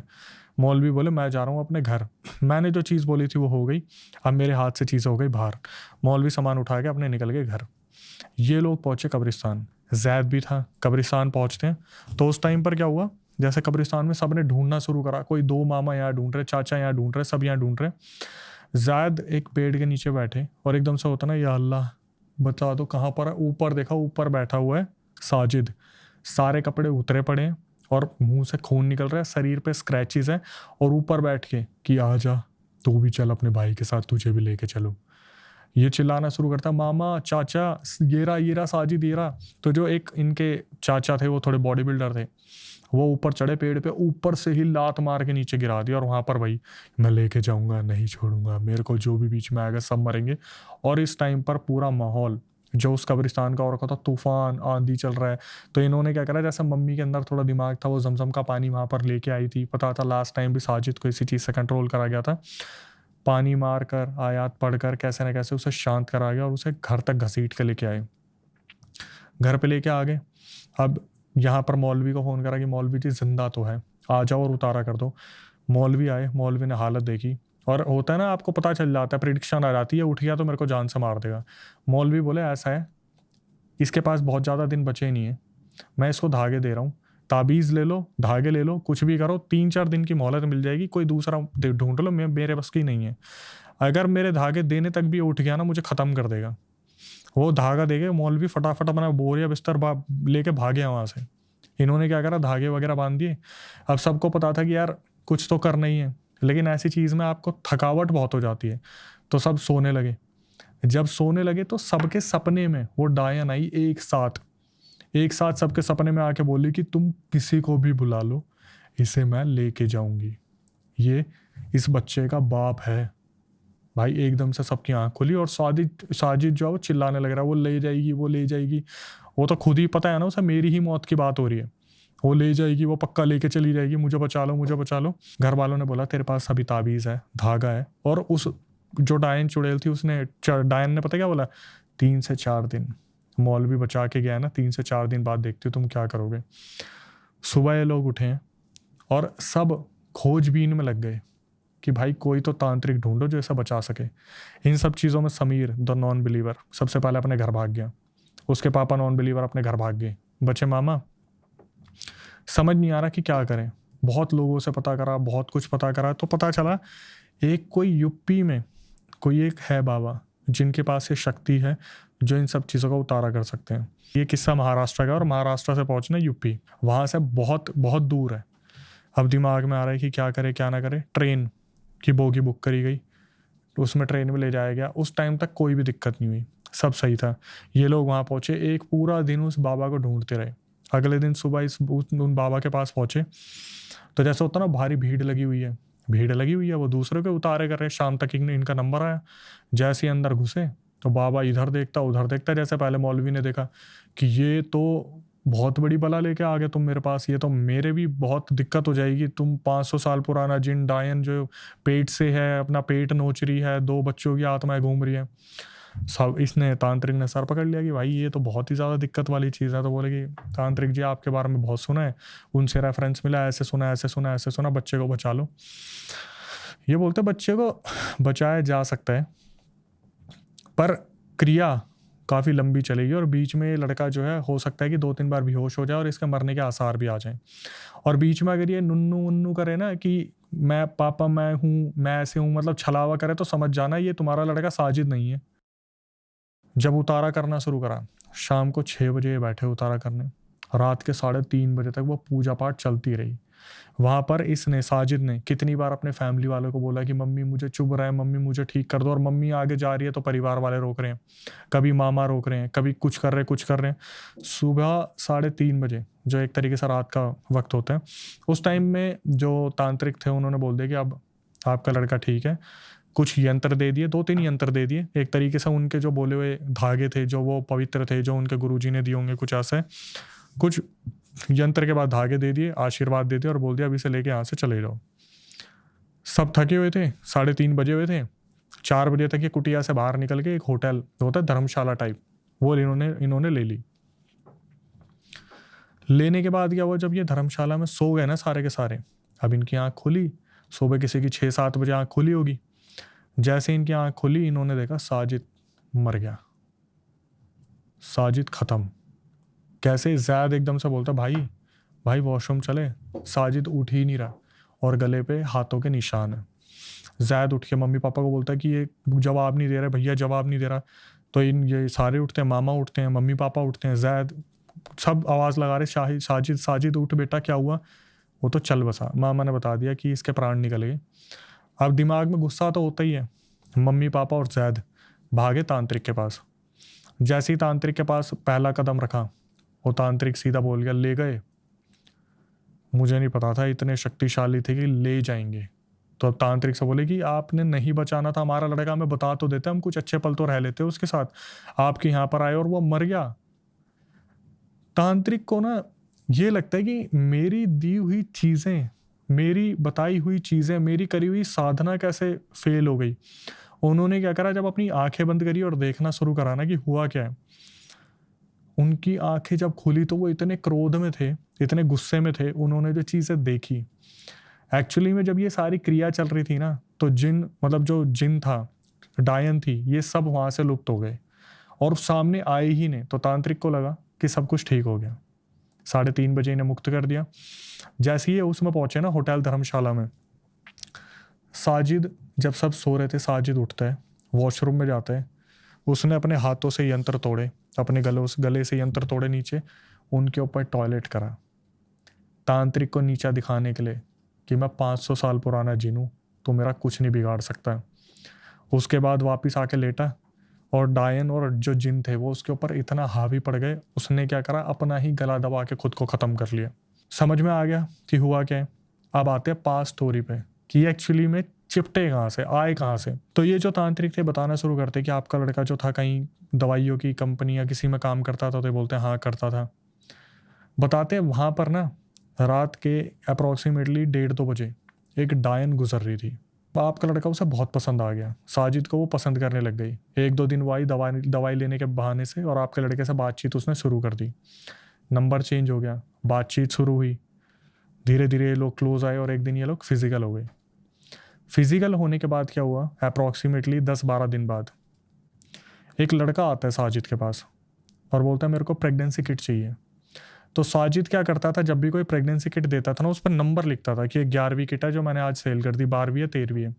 उस दिन उसने उस किट पे लिखा था 13th, मतलब आज की ये 13वीं किट है जो मैं सेल कर चुका हूँ सुबह से लेकर अभी तक। वो लड़का उससे किट लेके चला गया। शाम को वही डायन लड़की बन के इसके पास आती है कि ये किट देखो, मैं आपके बच्चे की माँ बनने वाली हूँ। साजिद ने देखा इसके ऊपर 13th लिखा है और इसे लेकर कोई और गया था। साजिद उस दिन टूट गया था कि इसका अफेयर किसी और से चल रहा है, बच्चा ये मेरा बता रही है पर बच्चा मेरा नहीं है। इनकी आपस में लड़ाई हुई। लड़ाई होने के बाद साजिद टूट गया, पूरी रात रोया करता था, जैसे मैंने बताया घर पे लाल आंखों के साथ पहुंचता था। साजिद इतना टूट गया, एक दिन वो मरने के लिए गया था। उस टाइम पर इस डायन ने और उस जिन ने इसे पोजेस कर लिया। जिस दिन इंसान सबसे ज़्यादा टूटा होता है, जिस वक्त सबसे ज़्यादा टूटा होता है, उसके ऊपर तब हमला होता है। इसे पोजेस कर लिया और एक्चुअली में डायन के अंदर इसका बच्चा था। और डायन और जिन कौन थे अब मैं बताता हूँ। ये जो डायन है, जब ये जिंदा हुआ करती थी ना, इसके 2 बच्चे थे, ये वही 2 बच्चे थे जो साथ रहते थे। इसने अपनी पति की बलि दे दी थी, ये सोच के कि मैं कुछ ऐसा हासिल कर लूँगी जिससे मैं बहुत चीज़ें पा लूँगी। इसने उस 500 साल पुराने जिन को सिद्ध कर लिया था। और ये 500 साल पुराना जिन जो था, ये वो जिन था जो इन्हीं के ऊपर हावी पड़ गया, डायन और उसके बच्चे के ऊपर। तो जिन ने क्या करा, इन्हें ख़त्म कर दिया। अब ये 4-5 जने साथ चलते थे, अब उसमें एक साजिद और जुड़ गया। अब भाई ये कहानी अभी ख़त्म नहीं हुई। सब कुछ होने के बाद हुआ क्या, 1.5-2 महीने बाद जो जैद है उसके सपने में आती है डायन, और पता क्या बोलती है कि तेरा भाई तो गया, अब तेरी बारी है। और साजिद जैद के सपने में आके बोलता है कि भाई पापा को बोलना रुके ना किसी तांत्रिक को ढूंढते रहें, कोई ना कोई तांत्रिक मिलेगा जो मुझे इनसे मुक्त करेगा, ये मुझे बहुत मारते हैं। जैद ये सपना देख रहा है, इतने में पीछे से 16 फीट का कोई आती है एंटिटी और साजिद को मारती मारती सपने से लेके जाती है। तब जैद की आंख खुलती है और वो घर वालों को बताता है कि मैंने ऐसा ऐसा देखा है। और ये किस्सा अभी भी चल रहा है, मतलब इसका कोई सेकंड पार्ट भी इन फ्यूचर आएगा। अरे बाप रे, तो बड़ा खतरनाक है यार उनकी फैमिली के लिए पूरा ही। मेरे हिसाब से जैसे हम बात करते हैं ना अर्बन लेजेंड्स में डायन, जिन, और ये जो हम पंडुबा की बात करते हैं, शेर की बात करते हैं, या फिर जो एंटिटीज निशिडाक की बात करते हैं, डायन का तो ये कहा जाता है भाई आज भी लोगों के बीच में रहती है। और इस किस्से ने ये प्रूफ कर दिया कि ये एंटिटीज अगर चाहे तो कुछ ऐसा भी हटके कर सकती हैं। लेकिन उस तांत्रिक की किस्मत देखो जिसके यंत्रों पे एक जिन टॉयलेट करके चला गया, उसे चैलेंज कर गया कि तेरी विद्या भी मेरे आगे फेल है, मैं 500 साल पुराना जिन हूँ। तो जिन अगर चाहे तो क्या नहीं कर सकता। ये केस ना मैं कवर कर रहा था अपने स्टूडियो में, रात की ही बात है, जब मैं इस स्टेटमेंट पे आया ना जहाँ पर मैं अपनी वीडियो में बोल रहा था कि जो यंत्र थे वो पूरे बर्बाद कर दिए थे किसने, 500 साल पुराने जिन ने। तो मेरे खुद के राइट साइड से एकदम से जैसा होता है ना घुर्राने की आवाज़ आती है। मैंने एकदम से ये चीज़ इधर देखी, फिर मैं अचानक से बोलता हूँ कि और वो जो साथ में थी वो डायन थी। तो स्टूडियो में छन छन छन छन, मुझे लगा भाई वहम है क्योंकि काफ़ी डार्क हो गया है। मैंने फिर दोबारा एक बार बोलने की कोशिश करी कि तो ये सब कुछ जो करा हुआ था ये 500 साल पुराने जिन का करा हुआ था। उस टाइम पर बिल्कुल जैसे कान के पास होता ना, फिर दोबारा मैं उठा, मैंने पूरा वाइंड अप किया, बाहर जाके मैं रील्स देखने लग गया। अपने जो बाहर स्टूडियो का हिस्सा है वहाँ पर मैं आराम से रील्स देख रहा था और कोई स्टूडियो में था नहीं, रात का टाइम था, होता है कि थोड़ा मूड चेयर अप कर लें, ऐसा कर ले वैसा कर ले। इतनी देर में क्या हुआ, जो राइट हैंड साइड में गेट था ना वो हल्का सा पीछे खुला और एकदम से वापस आके लगा। तो हमारे स्टूडियो में कोई एक तो रहते हैं जिनको स्टूडियो टेक केयर के लिए दे रखा है। एकदम से याद आया वो तो आज यहाँ है ही नहीं। उसके बाद भाई मैं वहाँ से उठा और मैं वहाँ से निकल गया स्टूडियो से लॉक करके। फिर कोई है हमारे नोन में, उनसे मैंने पूछा यार कल रात को ऐसा ऐसा हुआ, तो उन्होंने बताया कि भाई वो चीज़ आई थी जो हम बता रहे हैं ना कि ये 500 साल पुराना जिन है। वैसे ये एक बहुत कोइंसिडेंस वाली बात है कि जब हम अभी भी पॉडकास्ट रिकॉर्ड कर रहे थे तो आपने देखा एकदम से लाइट चली गई, हाँ, पावर कट हो गया एकदम से पूरा का पूरा। और वो तब जब यही वाला डिस्कशन होना था 500 साल पुराने जिन वाला। पता नहीं क्या है ये, कोइंसिडेंट है या जिन है, बट हाँ आगे बढ़ते हैं इससे पहले कि हम और उस वाली एनर्जी में घुसे, फिर दोबारा एक पावर कट हो जाए। ये तो खतरनाक केसेस हैं इंडिया के यार। अक्षय, कोई ऐसा केस जो बाहर से हो और उसने दिमाग हिला दिया हो? तो ये केस जो मैं बताने वाला हूँ ये थोड़ा आउट ऑफ इंडिया का है, वर्जीनिया का है। पर इस केस को डिस्कस करने का सबसे एक बेहतरीन जो चीज़ है कि इसमें खुद आत्मा आई बताने के लिए कि मैंने ये सारी चीज़ें मेरे ऊपर हुई हैं, मतलब मैंने सहन की है। पूरा केस आता है 1897 में ये केस हुआ और वर्जीनिया में ये केस रजिस्टर्ड हुआ था। तो इस केस में हुआ क्या कि एल्वा नाम की एक लड़की जो कि 7 महीने प्रेग्नेंट थी, वो अपने घर में मरी मिलती है। और इस चीज़ की पूरी खबर दी उनके हस्बैंड ने, इरेस्मस टिन एडवर्ड कहा जाता था। जब इतिहास पता करा गया तो 1896 में ये दोनों मिले थे और ऑफिस में इन्हें प्यार हो गया था। उसके बाद 1897 में इन्होंने शादी कर ली थी और उसी टाइम पर जो एल्वा थी वो प्रेग्नेंट थी। तो जब वहाँ पर पुलिस वाले आते हैं, रिलेटिव्स आते हैं, एल्वा की मम्मी आती है मैरी, और जो डॉक्टर से जो फॉरेंसिक के लिए आए थे, तो वो देखते हैं कि इरेस्मस बहुत टूटा हुआ है, मतलब जो एल्वा का पति था वो बहुत बुरी तरीके से टूटा हुआ है, फूट फूट के रोने लग रहा है और उसकी बॉडी से हट ही नहीं रहा बिल्कुल भी। उस टाइम पर जो एल्वा थी उसने एक नाइट गाउन पहना हुआ था, यहाँ से लेके यहाँ तक का कवर्ड। तो सब बहुत भावुक हो गए देख के, यार ये इरास्मस तो रह ही नहीं पा रहा, क्योंकि उस टाइम पर इरास्मस ने 2 लोगों को खोया था, एक एल्वा को और पेट में एक बच्चे को। भाई वक्त रहते हुआ क्या, बॉडी को उठाया गया और उठाने के बाद उसका पोस्टमार्टम भी नहीं हुआ। पोस्टमार्टम के लिए बॉडी गई थी, उनका नाम था डॉक्टर नैप, जिनके पास वो बॉडी गई थी। तो सीधा डेथ सर्टिफिकेट पे साइन करके जो डॉक्टर नैप थे उन्होंने आगे स्टेटमेंट दे दी कि हाँ भाई ये जो एल्वा है ख़त्म है। अब ये बॉडी दफना दी गई पास के कब्रिस्तान में, सिमेट्री में। उसके बाद क्या हुआ, जो लड़की की मॉम थी, एल्वा की जो मदर थी मैरी, वो जब अपने घर पे सोती है ना, 1 महीने तक तो कुछ भी नहीं हुआ। 1 महीने बाद एल्वा की मौजूदगी उनकी मम्मी को महसूस होने लगी घर में। बार बार कुछ ना कुछ हल्का सा हिल जाए, कभी कोई सामान इधर से उधर हो जाए। तो उनकी मम्मी को लगा कि मेरी लड़की गई है, मैरी को लगा कि यार एल्वा ख़त्म हुई है, मेरी लड़की इकलौती लड़की थी, उसके पेट में बच्चा था, तो हो सकता है मेरा वहम हो, मैं बहुत ज़्यादा सोच रही हूँ। 1 हफ्ते तक उनके साथ यही होता रहता है कि इधर से उधर सामान गिरा, कभी कुछ इशारा हुआ। तो रात को जब उनकी आँख खुलती थी तो वो देखती थी कि मेरे सामने एल्वा खड़ी है। एल्वा ने कपड़े भी वही पहने हुए हैं, मरते टाइम जो कपड़े पहने हुए थे। उनकी मम्मी जाती है और रिलेटिव से बात करती है कि यार क्या हो रहा है, समझ नहीं आ रहा, मुझे एल्वा अपने सपने में दिख रही है बार बार। तो रिश्तेदारों ने भी समझाया कि भाई आप थोड़ा सा दिमाग लगाओ, हो सकता है कि आपका वहम हो, ऐसे थोड़ी ना मरा हुआ इंसान वापस आ सकता है और ऐसे दिख सकता है। इनकी मम्मी ने थोड़ी सी रिसर्च करी, कुछ बुक्स पढ़ी, उस टाइम पर लैपटॉप वगैरह नहीं थे, 1897 की बात है। तो इनकी मम्मी को लगा यार मुझे ना किसी से बात करनी चाहिए, और वो और कोई नहीं था जिनसे उन्हें बात करनी थी, वो थी खुद उनकी बेटी एल्वा, कि क्यों इनकी लड़की सपने में आने लग रही है। तो जब एक दिन मैरी सो रही थी, एल्वा आती है वहाँ पर, और उस टाइम पर मैरी ने क्या करा, थोड़ा सा साहस बटोरा कि मैं देखूँ तो ये हो क्या रहा है मेरे साथ। वो उठती और बैठ जाती बेड पे, और अपनी बेटी की आत्मा से जो अभी तक इनको दिख रही है उससे पूछती है कि भाई तुझे क्या चाहिए, तो क्यों दिख रही है, मुझे क्या है, क्या बोलना चाहती है। एल्वा ने बताया कि आप मेरी माँ हो, आप मुझे न्याय नहीं दिलाओगे। तो इनकी मम्मी परेशान हो गई कि मतलब क्या। अब ये कन्वर्सेशन हो रही है एक माँ में जो जिंदा है और एक बेटी में जो मर चुकी है। एल्वा बताती है कि मैं मरी नहीं हूँ, मुझे ये बता दिया कि मैं सीढ़ियों से गिर के मर गई, पर मैं सीढ़ियों से गिर के नहीं मरी, इरास्मस ने मुझे मारा है। तो जब इनकी मम्मी ने बोला कि ऐसा कैसे पॉसिबल हो सकता है, मतलब ये चीज़ तो कभी मतलब पोस्टमार्टम में भी नहीं आई। एल्वा ने ऐसी ऐसी चीज़ें बताई कि एक्चुअली में मेरा पोस्टमार्टम हुआ ही नहीं है, और ये किसी को भी नहीं मालूम था कि उसका पोस्टमार्टम हुआ ही नहीं है। ये जो मैरी थी इन्होंने और पूछना शुरू करा, मतलब। तो इरास्मस के बारे में जब ये बताना शुरू करती है, एल्वा बताती है कि उस दिन मुझे बहुत सारी चीज़ें पता चली थी कि एक्चुअली में जो इरास्मस था उसने पहले भी 2 शादियां कर रखी है। पहली बीवी छोड़ के चली गई थी और दूसरी बीवी अनजान तरीके से गायब हो गई थी। तो आप समझ जाओ तीसरी के साथ जो वही दूसरी के साथ हुआ था। अब ये सुनने के बाद मैरी को बड़ा अफसोस हुआ कि यार मेरी बेटी मर गई और मुझे पता भी नहीं चला, और मारा गया उसे ये खुद बता रही है। मैरी ने फिर पूछा कि मुझे बताओ कि तुम्हें कैसे मारा। तो जो एल्वा थी उसने बताया कि मैंने नाइट गाउन पहना था यहाँ तक का, मेरी गर्दन टूटी हुई है, मेरी लाश को निकलवाओ और चेक करवाओ, आपको पता चल जाएगा।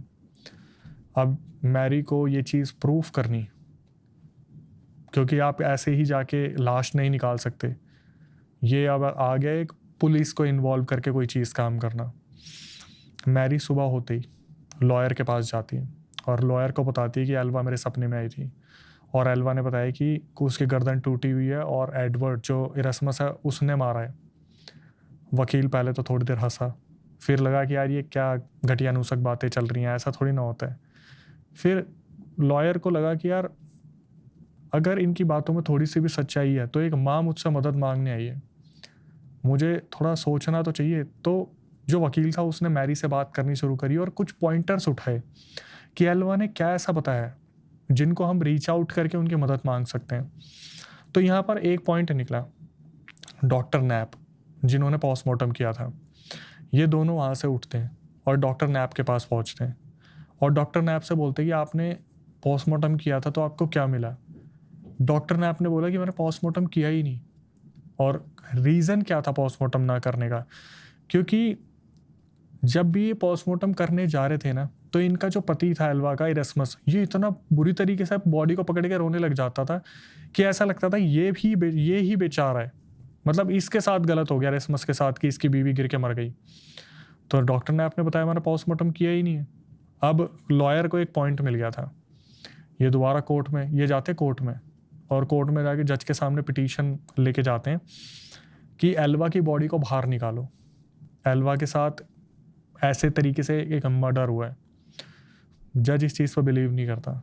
जूरी भी थी वहाँ पर। जूरी वो लोग होते हैं जो सपोर्ट में रहते हैं कि हम बताएंगे, अगर जज नहीं जज कर पा रही इस चीज़ को तो जूरी ने भी इस चीज़ को सुना, सब ने मना कर दिया। लेकिन फिर जूरी के कुछ लोग थे जो बोलते कि अगर ये चीज़ है कि पोस्टमार्टम ढंग से नहीं हुआ, वो चीज़ के लिए आप बॉडी को रिकवर करवा सकते हो, कि हम पोस्टमार्टम दोबारा करवा सकते हैं।